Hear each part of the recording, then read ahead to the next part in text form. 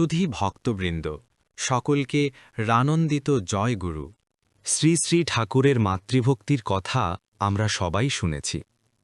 সেই মাতৃভক্তির আরেকটি ঘটনা আজ আমরা শুনব। কুমারখালী থেকে গোপাল লাহিড়ী মশাই পাবনায় এসে নতুন হাইস্কুল খুলেছেন। নাম দিয়েছেন পাবনা ইনস্টিটিউশন। অনুকূলচন্দ্র পড়ছে সেই পাবনা ইনস্টিটিউশনে।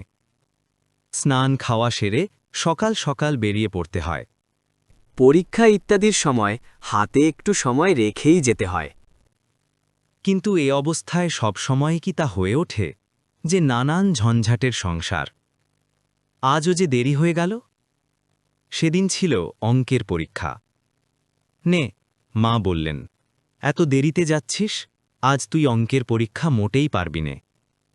স্কুলে এসে দেখলে তত দেরি হয়নি। পরীক্ষা দিতে বসলে অনুকূলচন্দ্র, কিন্তু খাতা কলম সামনে নিয়ে বসেই আছে, লিখছে না কিছুই। বসে বসে শুধু কাঁদছে। ও কি রে, তুই কাঁদছিস কেন? তোর হয়েছে কি? কোয়েশ্চেন হাতে করে কাঁদছিস? মাস্টার মশাই জিজ্ঞেস করেন অনুকূলচন্দ্রকে। ছেলেরা যে যা পারে লিখে চলেছে। আরে প্রশ্নপত্র হাতে করে কাঁদছে। পারে না নাকি একটাও? কিরে, পারিস নে? আগে পারতাম তো, কিন্তু এখন আর পারিনে।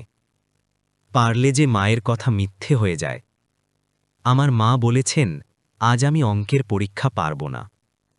আমি যদি উত্তর করি তবে মা আমার যে মিথ্যেবাদী হন। অদ্ভুত কথা।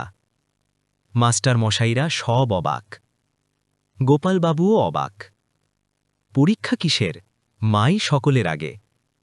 অঙ্ক পারার বোধটা এখন ঠিক নয়, না পারার বোধটাই এখন ঠিক। পারে না তাই কাঁদছে। মাতৃভক্তির একই পরাকাষ্ঠা। ভক্তিশিখরের জাজল্যমান উদাহরণ। মায়ের কথা মিথ্যে হতে দেবে কেমন করে? মায়ের কথার সঙ্গে সমতান হয়েছে তার সমগ্র সত্তা। ও যে তার সত্তা প্রসবিনী জননী। মা চেয়েছিলেন তাই পেয়েছেন। মাই তো তাকে টেনেছেন, তাকে এনেছেন।